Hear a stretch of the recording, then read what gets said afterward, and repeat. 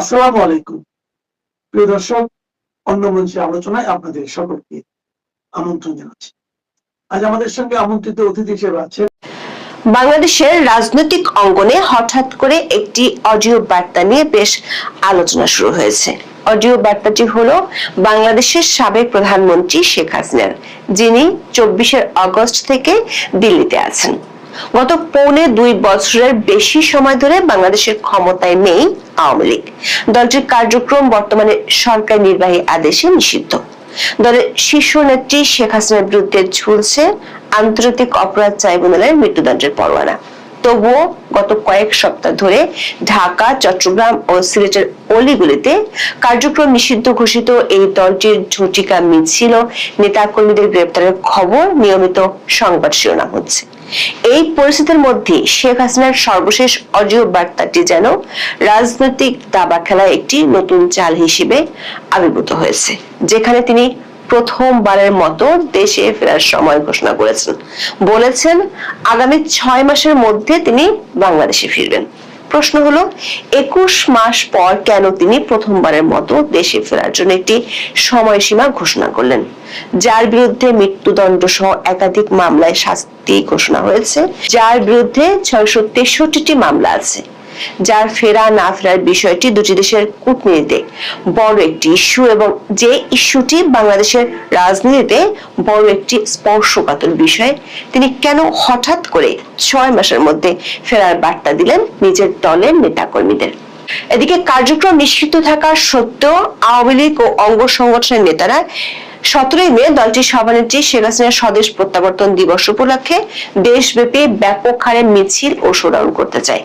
সব মিলিয়ে শেখ হাসিনার অডিও বার্তা এবং আওয়ামী লীগ অঙ্গ সংগঠনগুলোর মাঠের তৎপরতা বাড়ায় বাংলাদেশের রাজনৈতিক অঙ্গনে নতুন করে শুধু আলোচনায় বাড়েনি, পর্দার আড়ালে বেশ কিছু নতুন মেরুকরণেরও খবর পাওয়া যাচ্ছে।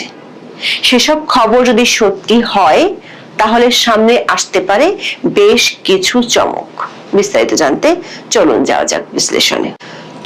5 আগস্ট থেকে বাংলাদেশের সাবেক প্রধানমন্ত্রী ও আওয়ামী লীগ সভানেত্রী শেখ হাসিনা আছেন দিল্লিতে। সেখান থেকে তিনি অনলাইনে দলীয় নেতাকর্মীদের সাথে যোগাযোগ করেন, অডিও বার্তা দেন। এ নিয়ে অন্তর্বর্তী সরকারের আমলে বাংলাদেশ সরকার পক্ষ থেকে বেশ কয়েকবার ভারতীয় সরকারের কাছে আপত্তি জানানো হয়েছিল। অবশ্য খোদ ভারতের প্রধানমন্ত্রী নরেন্দ্র মোদী বাংলাদেশের তৎকালীন অন্তর্বর্তী সরকারের প্রধান মোহাম্মদ ইউনূসকে বলেছিলেন, ভারত সরকার কারো সামাজিক মাধ্যমের উপর নিয়ন্ত্রণ আরোপ করতে পারে না। এর মধ্যে বাংলাদেশের আন্তর্জাতিক অপরাধ ট্রাইব্যুনালে শেখ হাসিনা ও তার সরকারের স্বরাষ্ট্রমন্ত্রী আসাদুজ্জামান খান কামালের ফাঁসির রায় হয়। আদালত অবমাননার আরেকটি মামলায়ও শেখ হাসিনার শাস্তি হয়েছে। ইউনূসের আমলে অন্তর্বর্তী সরকার শেখ হাসিনাকে ফেরত চেয়ে ভারত সরকারের কাছে কূটনৈতিক ভার্বাল নোটও দিয়েছিল। তবে সেসব নোটের কোনোটিরই জবাব এখনো পর্যন্ত ভারত সরকার দেয়নি। মোহাম্মদ ইউনূস তার পূর্ব ঘোষণা অনুযায়ী নির্বাহী আদেশে গত বছরের 12 মে আওয়ামী লীগের কার্যক্রম নিষিদ্ধ করেছিল, যেটি বিএনপি সরকারও বহাল রেখেছে। দেশীয় আন্তর্জাতিকভাবে ব্যাপক সমালোচনা থাকা সত্ত্বেও ইউনূসের সরকার ও তার মিত্র রাজনৈতিক দলগুলো আওয়ামী লীগকে নির্বাচনের অংশ নিতে দেয়নি। এর মধ্যে বাংলাদেশের ত্রয়োদশ নির্বাচনের আগে ভারতীয় আন্তর্জাতিক সংবাদ মাধ্যমে শেখ হাসিনার বেশ কয়েকটি ইমেইলে দেওয়া সাক্ষাৎকার গুরুত্ব সহকারে প্রকাশিত হয়েছিল। দলীয় নেতাকর্মীদের উদ্দেশ্যে দেওয়া অডিও বার্তা, আন্তর্জাতিক গণমাধ্যমে দেওয়া সাক্ষাৎকারগুলোতে তিনি এতদিন জুলাই আন্দোলন, তার বিচার, এসব কিছুকে তিনি এবং তার দলের বিরুদ্ধে ষড়যন্ত্র হিসেবে তুলে ধরেছেন। এসব বক্তব্যে তিনি বিভিন্ন সময় দেশে ফেরার কথাও বলেছেন। তবে ঠিক কবে ফিরবেন সে বিষয়ে সুনির্দিষ্ট করে এতদিন কিছুই বলেননি। সম্প্রতি দলীয় নেতাকর্মীদের সাথে অনলাইনে শেখ হাসিনা বলেছেন, এমন একটি অডিও ক্লিপ সামাজিক মাধ্যমে চলতি সপ্তাহে ভাইরাল হয়েছে। দলীয় নেতাকর্মীরা যখন স্লোগান দিচ্ছিলেন, ওই ক্লিপে তখন শোনা যায় শেখ হাসিনা বলেছিলেন, সাবাস, এভাবেই ঐক্যবদ্ধ হয়ে আন্দোলন চালিয়ে যেতে হবে। দলীয় নেতাকর্মীরা প্রত্যুত্তরে বলেছিলেন, আপনি ফেরত না আসা পর্যন্ত আন্দোলন চলবে। তখন শেখ হাসিনাকে বলতে শোনা যায়, তিনি ফেরত আসবেন, অবশ্যই আসবেন এবং খুব শিগগিরই ফেরত আসবেন। এরপর তিনি বলেন 6 মাসের মধ্যে তিনি ফেরত আসবেন। আওয়ামী লীগের একাধিক সূত্র বলছে, শেখ হাসিনা এতদিন দলীয় নেতা কর্মীদের উদ্দেশ্যে যেসব বার্তা দিয়েছেন, এমনকি এতদিন দিল্লিতে দলের যেসব শীর্ষ পর্যায়ের নেতা তার সাথে দেখা করেছেন, তাদেরকেও এতদিন দেশে ফেরার কথা বললেও কোনো সময় উল্লেখ করেননি যে সময় তিনি বাংলাদেশে ফেরত আসবেন। সবশেষ গত 7 মে আওয়ামী লীগের সাবেক মন্ত্রী ও সংসদ সদস্যের 10 জনের একটি দল দিল্লিতে গিয়ে শেখ হাসিনার সাথে দেখা করেছেন। ওই টিমের 2 জন সদস্য জানিয়েছেন 6 মাসের মধ্যে ফেরার কথা শেখ হাসিনা তাদেরকেও জানিয়েছেন। ওই টিমে ছিলেন এমন একজন সাবেক প্রতিমন্ত্রী জানিয়েছেন শেখ হাসিনা কমপক্ষে 3 বার সুনির্দিষ্টভাবে 6 মাসের মধ্যে ফেরার কথা বলেছেন। দর্শক, শেখ হাসিনা হঠাৎ করে কেন 6 মাসের মধ্যে ফেরার কথা বলছেন, এই প্রশ্নটি গত 2-1 দিন ধরে বাংলাদেশের রাজনীতির অলিগলিতে বেশ আলোচনা হচ্ছে। শেখ হাসিনার অডিও বার্তায় সবচেয়ে আলোচিত বিষয়টি হলো তার দেওয়া সুনির্দিষ্ট সময়সীমা 6 মাস। একজন ফাঁসির দণ্ডপ্রাপ্ত আসামি হিসেবে যেখানে তার নিরাপত্তা এবং আশ্রয় নিয়ে প্রতিনিয়ত কূটনৈতিক টানাপোড়েন চলছে, সেখানে তিনি কিভাবে এত সুনির্দিষ্ট সময় দিলেন? রাজনৈতিক বিশ্লেষক এবং গোয়েন্দা সূত্রগুলো এই 6 মাসের হিসাবকে কয়েকটি ভিন্ন আঙ্গিক থেকে দেখছেন। শেখ হাসিনার এই ঘোষণার ঠিক আগেই ভারতের পশ্চিমবঙ্গে এক বড় ধরনের রাজনৈতিক ভূমিকম্প ঘটে গেছে। মমতা বন্দ্যোপাধ্যায় তৃণমূল কংগ্রেসকে পরাজিত করে শুভেন্দু অধিকারীর নেতৃত্বে বিজেপি প্রথমবারের মতো কলকাতার ক্ষমতায় বসেছে। শুধু কলকাতা বা পশ্চিমবঙ্গ নয়, মিজোরাম, ত্রিপুরা ও আসাম মানে বাংলাদেশের 3 দিকে সীমান্ত রাজ্যগুলোতে এখন ডাবল গেরুয়া সরকার, মানে কেন্দ্র আর রাজ্যগুলোতে বিজেপির জয় জয়কার। ডাবল গেরুয়া সরকার ক্ষমতা আসার পর তিনি কেন এমন সময়সীমার কথা উল্লেখ করলেন, সে প্রশ্ন রাজনৈতিক আলোচনাগুলোতে উঠে আসছে। শেখ হাসিনার সাথে শুভেন্দু অধিকারীর সম্পর্ক কেবল রাজনৈতিক নয়, বরং আদর্শিক এবং কৌশলগত। শুভেন্দু অধিকারী প্রকাশ্যে শেখ হাসিনার মৃত্যুদণ্ডের রায়ের বিরোধিতা করেছেন এবং তাকে প্রগতিশীল মুসলিম ও বাঙালি সংস্কৃতির অংশ হিসেবে উল্লেখ করেছিলেন। এদিকে পশ্চিমবঙ্গে বিজেপির বিপুল জয় ওই দলের সভাপতি নীতিন নবীনকে শুভেচ্ছা জানিয়েছেন বাংলাদেশের সাবেক প্রধানমন্ত্রী তথা আওয়ামী লীগের সভানেত্রী শেখ হাসিনা। সূত্রগুলো বলছে 7 মে বৃহস্পতিবার রাতে নীতিন নবীনকে টেলিফোনে শুভেচ্ছা জানান শেখ হাসিনা। পাশাপাশি পশ্চিমবঙ্গের 2 বিজেপি নেতা শুভেন্দু অধিকারী এবং শ্রমিক ভট্টাচার্যকেও শুভেচ্ছা জানিয়েছেন শেখ হাসিনা।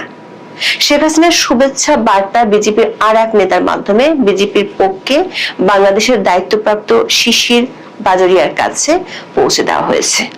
রাজনৈতিক বিশ্লেষকদের মতে বিজেপি পশ্চিমবঙ্গে মসনদে বসার পরপরই পুশিন এবং সীমান্তে বেড়া দেওয়ার ইস্যু নিয়ে 2 দেশের মধ্যে এক ধরনের অস্থিরতা দেখা যাচ্ছে।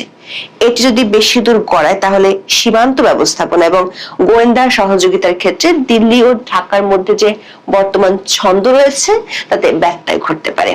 গত 7 মে শেখ হাসিনার সাথে সাক্ষাৎ করেছেন এমন 2 জন নেতা বলেছেন, ফেব্রুয়ারিতে দায়িত্ব নেওয়ার পর বিএনপি সরকার বর্তমানে রাষ্ট্র সংস্কার এবং অর্থনৈতিক পুনর্গঠনের একটি চ্যালেঞ্জিং সময়ের মধ্য দিয়ে যাচ্ছে। মধ্যপ্রাচ্যের অস্থিতিশীলতা এবং অভ্যন্তরীণ উৎপাদন ব্যাহত হওয়ার ফলে দ্রব্যমূল্যের ঊর্ধ্বগতি সাধারণ মানুষের নাভিশ্বাস তুলেছে। ওই নেতা দাবি করেছেন, শেখ হাসিনা মনে করেন আগামী কয়েক মাসের মধ্যে বিএনপি সরকারের জনপ্রিয়তা যখন হানিমুন পিরিয়ড শেষে কমতে শুরু করবে এবং ছোটখাটো জনরোষ দেখা দেবে, তখন সে সুযোগটি কাজে লাগাবে আওয়ামী লীগ।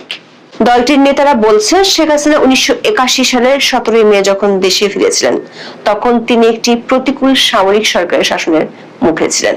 তখনও রাষ্ট্রপক্ষ শেখ হাসিনার ফেরার বিরুদ্ধে ছিল, কিন্তু তার জনসমর্থনের কারণে তাকে আটকে রাখতে পারেনি। আওয়ামী লীগের একাধিক সূত্র বলছে, আগামী 17 মে শেখ হাসিনার স্বদেশ প্রত্যাবর্তন দিবস পালন উপলক্ষে দেশব্যাপী মিছিল ও শোডাউন করার প্রস্তুতি নিয়েছে দলটি। এ নিয়ে দলটির শীর্ষ পর্যায়ে একাধিক বৈঠক হওয়ার কথা জানা গেছে। দলটির একাধিক সূত্রে জানা গেছে, আওয়ামী লীগ বর্তমানে একটি সেলফ বেসড সাংগঠনিক কাঠামো অনুসরণ করছে। নিষেধাজ্ঞার কারণে তারা কোনো সমাবেশ করতে পারছে না, সেজন্য পাড়ায় পাড়ায় ছোট ছোট দোয়া মাহফিল এবং ঘরোয়া আলোচনা ও মিছিলের পরিকল্পনা করছে। এছাড়া প্রযুক্তি ব্যবহার করে একটি ভার্চুয়াল মার্চ র্যালি করার পরিকল্পনা করেছে, যেখানে শেখ হাসিনা দিল্লি থেকে সরাসরি অডিও বার্তা দিবেন। দলটির কৌশল হলো পুলিশ যখন খুঁজতে ব্যস্ত থাকবে তখন তারা ছোট ছোট দলে বিভক্ত হয়ে ঝটিকা মিছিল করবে এবং দ্রুত ছত্রভঙ্গ হয়ে যাবে, যা ইতিমধ্যে ঢাকার বিভিন্ন এলাকায় দেখা যাচ্ছে। রাজনৈতিক বিশ্লেষকরা মনে করেন শেখ হাসিনার ফেরার জন্য যে 6 মাসের কথা বলেছেন সেটি সাধারণভাবে দেখতে গেলে এক ধরনের অসম্ভব মনে হবে, কিন্তু এক্ষেত্রে আইনি ও কূটনৈতিক সমঝোতার মডেল যদি কাজ করে তাহলে পাশার দান রাতারাতি উল্টে যাবে। এই মডেলে বাংলাদেশের অভ্যন্তরীণ রাজনীতিতে ছড়ি ঘোরায় এমন পরাশক্তিগুলোর মধ্যে একটি গোপন সমঝোতা হলে শেখ হাসিনার ফেরা কেন অনেক কিছু সম্ভব বলে অনেকেই মনে করেন। বিশেষ করে ভারত ও আমেরিকার বোঝাপড়া এক্ষেত্রে যে বেশ গুরুত্বপূর্ণ সেটি এখন বাংলাদেশের রাজনৈতিক আলোচনায় বেশ ওপেন সিক্রেটের একটি বিষয়। এই মডেলের অধীনে ভূ রাজনৈতিক পরাশক্তিগুলোর মধ্যে সমঝোতা হলে দেশীয় রাজনীতির ভিতরে মোড় ঘুরে যাবে, সেটির লক্ষণ এরই মধ্যে দেখা গেছে। যেমন ইউনুসের আমলে বাংলাদেশের বেশ ভারত বিরোধী স্লোগান শোনা গিয়েছিল, এমনকি ভারতীয় দূতাবাসের কিছু কার্যালয়ে হামলার চেষ্টাও হয়েছিল। কিন্তু হঠাৎ করে দিল্লি না ঢাকা স্লোগান একেবারেই নিয়মান হয়ে গেছে। আবার মার্কিন বাণিজ্য চুক্তিটি বাংলাদেশের জন্য বড় ক্ষতির কারণ হবে এমন তথ্য উপাত্ত পাওয়ার পরও প্রধান রাজনৈতিক দলগুলো ভাসুরের নাম যেমন মুখে আনা অন্যায়, তেমনি তারা এ বিষয়ে চুপচাপ আছে। আওয়ামী লীগের একাধিক সূত্র বলছে নির্বাচনের আগে মার্কিন প্রশাসন থেকে শেখ হাসিনাকে বাদ দিয়ে রিফাইন্ড আওয়ামী লীগের প্রস্তাব দেওয়া হয়েছিল এবং সেটি নিয়ে মার্কিন প্রশাসন থেকে বেশ তৎপরতাও ছিল, কিন্তু আওয়ামী লীগের শীর্ষ নেতা ও তৃণমূল থেকে কোনো সাড়া তখন মেলেনি। শেষ পর্যন্ত আওয়ামী লীগকে বাইরে রেখে নির্বাচন হয়। শর্ত ছিল নির্বাচনের পর দলটির নিষেধাজ্ঞা তুলে নেওয়া হবে। অনেকেই মনে করছেন ওই সমঝোতার অংশ হিসেবে নতুন করে ভূ রাজনৈতিক শক্তিগুলোর মধ্যে তৎপরতা শুরু হতে পারে। বিএনপি নীতি নির্ধারকদের কেউ কেউ মনে করেন শেখ হাসিনার এই 6 মাস কর্মীদের মনোবল ধরে রাখার কৌশল হতে পারে। তবে দলটির শীর্ষ কিছু নেতা মনে করেন প্রেক্ষাপট বিবেচনা করলে তার এই সময়সীমা প্রথমবারের মতো উল্লেখ করা বিশেষ বার্তা বহন করে। 140 থেকে 150 কোটি জনগণের দেশ ভারত, পৃথিবীর বৃহত্তম গণতান্ত্রিক দেশ ভারত, পৃথিবীর প্রধান যে 2-3টা শক্তি, সেই 2-3টা পরাশক্তির একটা হয়ে উঠছে ভারত, এরকম স্বীকৃতি যখন বিশ্ব দরবারে আলোচনা হচ্ছে, ঠিক সেই সময় আমরা অসাধারণ একটা তথ্য পেলাম স্বঘোষিত স্বাধীনতার ঘোষকের মুখ থেকে। স্বঘোষিত স্বাধীনতার ঘোষককে বাংলাদেশে সম্প্রতি তিনি কর্নেল ওলি। কর্নেল ওলি এই ভদ্রলোক, যিনি মহান মুক্তিযুদ্ধের বীর মুক্তিযোদ্ধা, তিনি নিজেকে স্বাধীনতার ঘোষক দাবি করেছেন। তিনি প্রথম স্বাধীনতার ঘোষণা দিয়েছেন। তিনি এবার দাবি করছেন যে এই 140 কোটি জনগণের দেশ ভারত, এই ভারত নাকি শেখ হাসিনার পরামর্শে চলছে, অর্থাৎ ভারতকে পরিচালনা করছেন শেখ হাসিনা।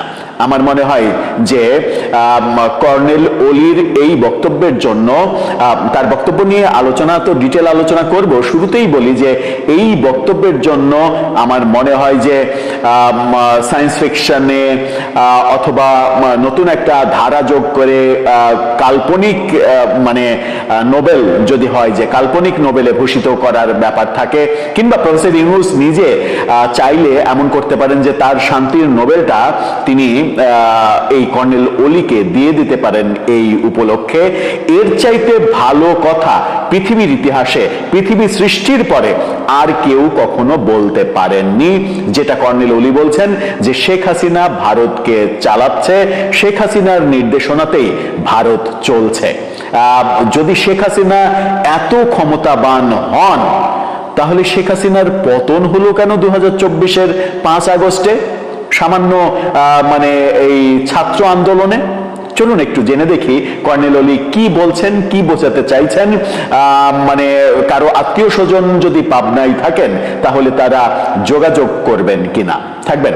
দর্শক, বলছিলাম এই মানে মেটিকুলাস কর্নেল অলির কথা। তিনি নির্বাচনের আগে যখন জামাতের সঙ্গে নির্বাচনী জোট করলেন এবং নির্বাচনে ভয়াবহ রকমের পরাজয় বরণ করলেন, এনসিপির ওই মানে পিচ্চি বাচ্চা খুদে নেতারা 6 জন জিতে সংসদে গেলেন, অথচ এই বীর মুক্তিযোদ্ধা যার বর্ণাঢ্য রাজনৈতিক ক্যারিয়ার রয়েছেন, তিনি নিজেকে স্বঘোষিত স্বাধীনতার ঘোষক বলতে গিয়ে আম ছালা দুটোই হারিয়ে ফেললেন।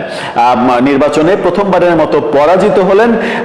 2 আসনে, কোনো আসনে তার ছেলের কোনো আসনেই তিনি জিততে পারলেন না। এরকম ঘটনা আমরা দেখেছি। এবার তিনি বলছেন যে শেখ হাসিনা ভারত চালাচ্ছে, শেখ হাসিনার পরামর্শে ভারত চলছে, শেখ হাসিনার পরামর্শে পশ্চিমবাংলায় ভোট হয়েছে, শেখ হাসিনার পরামর্শে ভোটে কারচুপি হয়েছে, শেখ হাসিনার নির্দেশনায় শেখ হাসিনা শুভেন্দুকে জিতিয়েছেন, শুভেন্দুকে পশ্চিমবাংলার মুখ্যমন্ত্রী করেছেন, শেখ হাসিনার পরামর্শেই মমতা ব্যানার্জিকে সরিয়ে দেওয়া হয়েছে।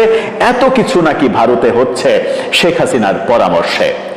ভারতের প্রধানমন্ত্রী এই মুহূর্তে কি নরেন্দ্র মোদী নাকি শেখ হাসিনা, সেটাও আমার মনে হয় যে বিবেচনা করে দেখা উচিত এই মুহূর্তে। কি বলছেন তিনি? কালবেলার এই মেটিকুলাস মানে শিরোনামটা দেখে নিন। সেখানে বলা হচ্ছে যে হাসিনার পরামর্শে মমতাকে হারিয়ে শুভেন্দুকে বসানো হয়েছে কর্নেল অলি। অর্থাৎ পশ্চিমবাংলার সম্প্রতি যে ভোট, সেই ভোটে এই মমতাকে যে সরিয়ে দেওয়া হয়েছে, সেখানে নাকি মেটিকুলাস ডিজাইন করে সরিয়ে দেওয়া হয়েছে, শুভেন্দুকে মুখ্যমন্ত্রী বানানো হয়েছে এবং এই নির্বাচনটাকে কারচুপির নির্বাচন তিনি বলছেন, কারচুপি করা হয়েছে এবং এই গোটা পরিকল্পনাটা বাস্তবায়ন করা হয়েছে শেখ হাসিনার পরামর্শে, শেখ হাসিনার দিক নির্দেশনায়। অর্থাৎ এখন শেখ হাসিনা, তাহলে প্রশ্ন উঠবে যে শেখ হাসিনা গোটা ভারত চালাচ্ছেন নাকি আপাতত পশ্চিমবঙ্গের দায়িত্বটা তার উপরে ছেড়ে দিয়েছেন নরেন্দ্র মোদী? কি বলছেন তিনি? তিনি বলছেন যে দেশে এখন বৈদেশিক বিনিয়োগ আসছে না, বড় বড় বিনিয়োগ যেগুলো ছিল সেগুলোও চলে যাচ্ছে, সমস্যা দিন দিন বৃদ্ধি পাচ্ছে। এই কথাগুলোর একটা কথাও কিন্তু প্রফেসর ইউনূসের আমলে তিনি বলেননি। প্রফেসর ইউনূসের আমলে যে বিনিয়োগ শূন্য ছিল, বাংলাদেশে একটি প্রাণী, একটা পিঁপড়া পর্যন্ত আসেনি, অথচ তার ওই মেটিকুলাস বিনিয়োগ বোর্ডের চেয়ারম্যানকে দিয়ে তিনি ঘটা করে কোটি কোটি টাকা খরচ করে বিনিয়োগ সম্মেলন করেছেন মানুষকে দেখানোর জন্য, একটা প্রেজেন্টেশন দিয়ে মানুষের আইওয়াশ করার চেষ্টা করেছেন। এই বক্তব্যগুলো তখন কিন্তু এই কর্নেল অলিরা একবারও দেননি। তিনি বলছেন যে সমস্যা দিন দিন বৃদ্ধি পাচ্ছে, আপনারা কিভাবে সরকার সামাল দেবেন প্রশ্ন করছেন। পত্রিকার পাতা খুললেই খুন আর খুন, একজন 4 জনকে গলা কেটে মারছে, এসব কেন হচ্ছে?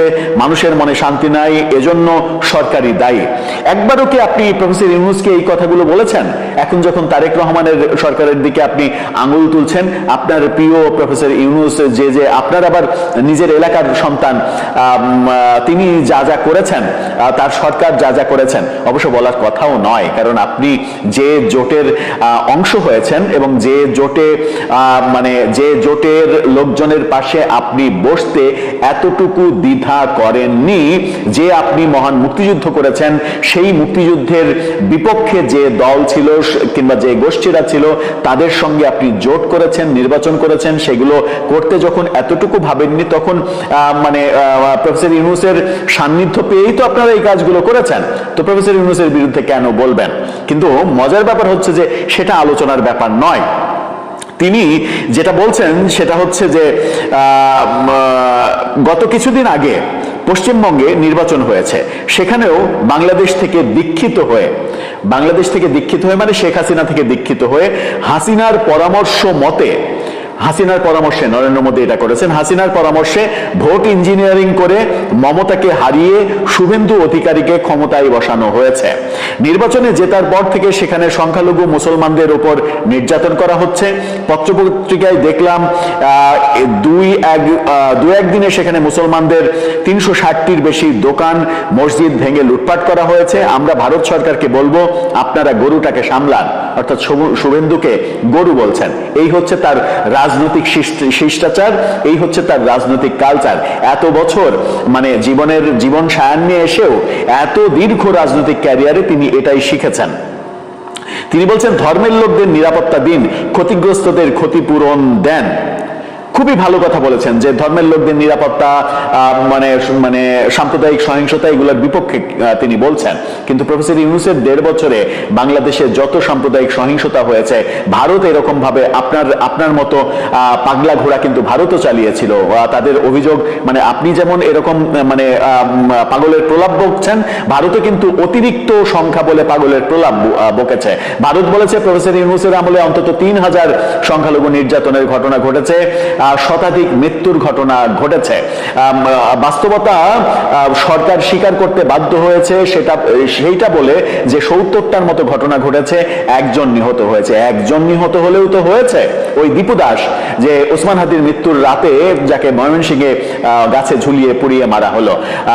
কর্নেল ওলি, আপনি সেই সময় একটা কথা বলেছেন, সারা দেশে যে শত শত মাজার ভেঙে দেওয়া হয়েছে, শত শত মন্দিরে আক্রমণ করা হয়েছে, একটা কথা বলেছেন। বাংলাদেশের সংখ্যালঘু নির্যাতন নিয়ে একটা কথা বলেছেন। যদি বাংলাদেশের অভ্যন্তরের ব্যাপারে আপনি একটা কথা বলে না থাকেন, তাহলে অন্য দেশে যেটা হচ্ছে সেটা বলার অধিকার কি আর আপনার থাকে? নৈতিক অধিকার থাকে? যেটা বলছেন সেটা যদি ঘটে থাকে অবশ্যই ন্যাক্কারজনক ঘটনা, কিন্তু সেটা বলার নৈতিক অধিকার আপনার কি আছে, নাকি হারিয়ে ফেলেছেন প্রফেসর ইউনূসের আমলে নীরব ভূমিকা পালন করে? এবার আসা যাক মূল কথায়। তিনি বলছেন যে পশ্চিমবঙ্গের এই নির্বাচনের মেকানিজম এটা শেখ হাসিনার পরামর্শে তৈরি করা হয়েছে, মমতা বন্দ্যোপাধ্যায়কে সরিয়ে দেওয়া হয়েছে এবং শুভেন্দুকে সেখানে মুখ্যমন্ত্রী করা হয়েছে। যদি ভারত শেখ হাসিনার পরামর্শেই চলে, তাহলে ভারতের প্রধানমন্ত্রী তো নরেন্দ্র মোদীর হওয়ার কথা নয়, ভারতের প্রধানমন্ত্রী তো শেখ হাসিনার হওয়ার কথা। তাই কি মনে করেন? মানে বিশ্বের অন্যতম তৃতীয় কিংবা চতুর্থ পরাক্রমশালী দেশ যাদেরকে বলা হয় এই মুহূর্তে, যে ভারত চীনের সঙ্গে টেক্কা দিচ্ছে যে চীনকে কিভাবে পরাজিত করা যায়, চীন পৃথিবীর 1 নম্বর শক্তি হতে চলেছে আমেরিকাকে টেক্কা দিয়ে, সেই ভারতের মানে প্রধানমন্ত্রীকে সরিয়ে দিয়ে শেখ হাসিনা কলকাঠি নাড়াচ্ছেন। একটা পুরো রাজ্যের নির্বাচন তিনি নিয়ন্ত্রণ করেছেন, তার পরামর্শে মমতাকে সরিয়ে দেওয়া হয়েছে। তো তার পরামর্শে মমতাকে সরিয়ে দিলে শেখ হাসিনার লাভ কি? শুভেন্দুকে বসিয়ে শেখ হাসিনার লাভ কি? শুভেন্দু ওই শেখ হাসিনা পতনের পরে শেখ হাসিনার পক্ষে 2-4টা কথা বলেছেন, মানে চটকদার 2-4টা কথা বলে মিডিয়া কাভারেজ পাওয়ার চেষ্টা করেছেন। এই কারণে ভাবছেন যে শেখ হাসিনার ওখানে লাভ। শেখ হাসিনার লাভ কি পশ্চিমবঙ্গের নির্বাচন নিয়ন্ত্রণ করে? কোনো লাভ আছে? পশ্চিমবঙ্গ কি ভারত, নাকি ভারতের কেন্দ্রীয় সরকার ভারত? সেইটা বোঝার মতো জ্ঞান কি আছে আপনার? সেই প্রশ্নটা বিনীতভাবে করতে চায়। আর আপনি নিজেই যখন, মানে এই কথাতে এত বেশি আশ্চর্য হওয়ার কিছু থাকে না। শেখ হাসিনা ভারত চালাচ্ছেন, শেখ হাসিনার পরামর্শে ভারত চলছে। যে শেখ হাসিনার পতন হলো 2024-এর 5 আগস্টে, যদি ভারত শেখ হাসিনার কথা মতো চলে, তাহলে 140 কোটি জনগণের লোক ভারতে, এবং মানে ভারতের যে মানে আর্মড ফোর্স আছে, সেই আর্ম ফোর্স এতটা শক্তিশালী যে এই মানে আপনারা ওই জুলাই থেকে আগস্ট পর্যন্ত যে আন্দোলন হলো, সেই আন্দোলন ঠেকাতে ভারত তো চলে আসার কথা ছিল তাদের প্রধানমন্ত্রীকে সেভ করতে, যদি শেখ হাসিনা তাদের প্রধানমন্ত্রী হয়ে থাকেন। তো কই, সেভ তো করেনি। গণভবন থেকে তিনি ভারতে চলে গিয়েছেন, আশ্রয় নিয়েছেন ভারতে, সেফ এক্সিট করেছেন তিনি, কিংবা তার সেফ এক্সিট নিশ্চিত করা হয়েছে, যে সেটা যাই হোক না কেন। আমার মনে হয় যে এই মুহূর্তে বাংলাদেশে রাজনীতিবিদদের কথার যে ধরন দাঁড়াচ্ছে, তাতে বাংলাদেশের একমাত্র যে মানে আশ্রয়স্থলটা রয়েছে পাবনায়, আমি বলতে চাচ্ছি না কোন আশ্রয়স্থল, পাবনায় যে একমাত্র আশ্রয়স্থলটা আছে, অন্তত সেরকম একটা আশ্রয়স্থল ঢাকায় রাজধানীতে করা খুব